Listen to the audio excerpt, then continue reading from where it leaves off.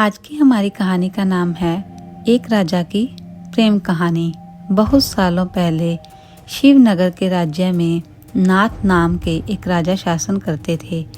राजा की 3 पत्नियां थी, लेकिन राजा अपनी तीनों पत्नियों में से सबसे ज़्यादा प्यार अपनी पहली रानी से करते थे, क्योंकि वे बेहद खूबसूरत थी। पहली रानी के सुंदर होने की वजह से राजा अपनी दूसरी और तीसरी रानी की तरफ कम ध्यान देते थे। वहीं दूसरी रानी को राजा अपना सबसे अच्छा मित्र मानते थे, तो थोड़ा बहुत ध्यान उस पर भी देते थे।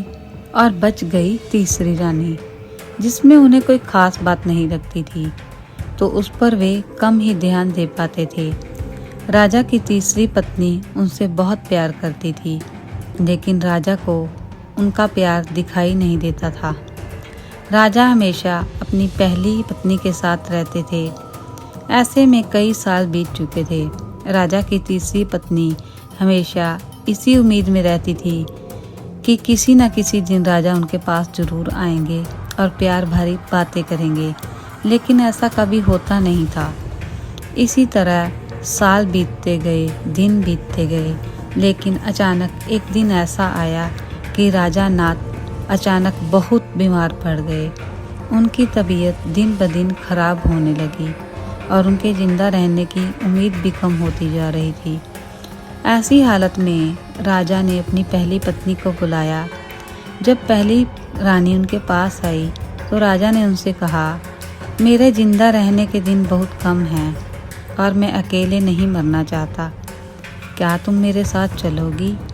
राजा की पहली पत्नी ने उनकी ये अंतिम इच्छा मानी और कहा, अभी मेरी उम्र ही क्या हुई है और मेरा पूरा जीवन बचा हुआ है। मुझे अभी और जीना है, मैं आपके साथ नहीं चल सकती। यह कहकर रानी राजा के कमरे से बाहर चली गई। तभी उन्होंने अपनी दूसरी रानी को बुलवाया। राजा ने अपनी अंतिम इच्छा के बारे में दूसरी रानी को बताया। जब दूसरी रानी को मालूम पड़ा कि वह मरने वाले हैं और अपने साथ अपनी बीवी को ले जाना चाहते हैं, तो इस वजह से वह राजा के पास ही नहीं गई। राजा अब अपनी दोनों चहेती रानियों से बहुत निराश हो गए।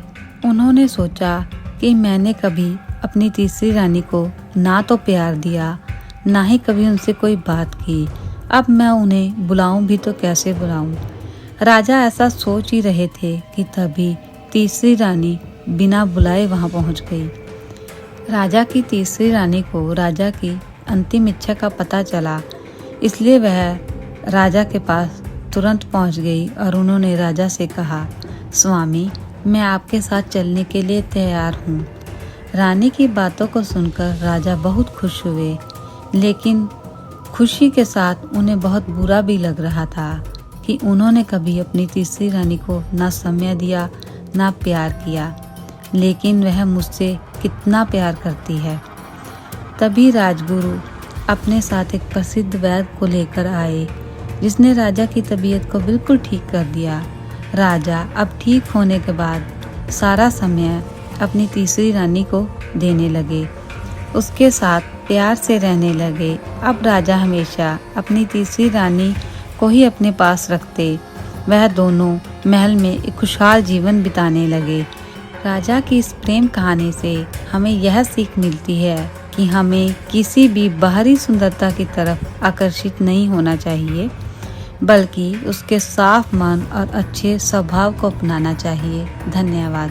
ऐसी और अच्छी अच्छी कहानियाँ देखने के लिए आप हमारे चैनल को प्लीज़ लाइक, शेयर, सब्सक्राइब करना न भूलिए। धन्यवाद।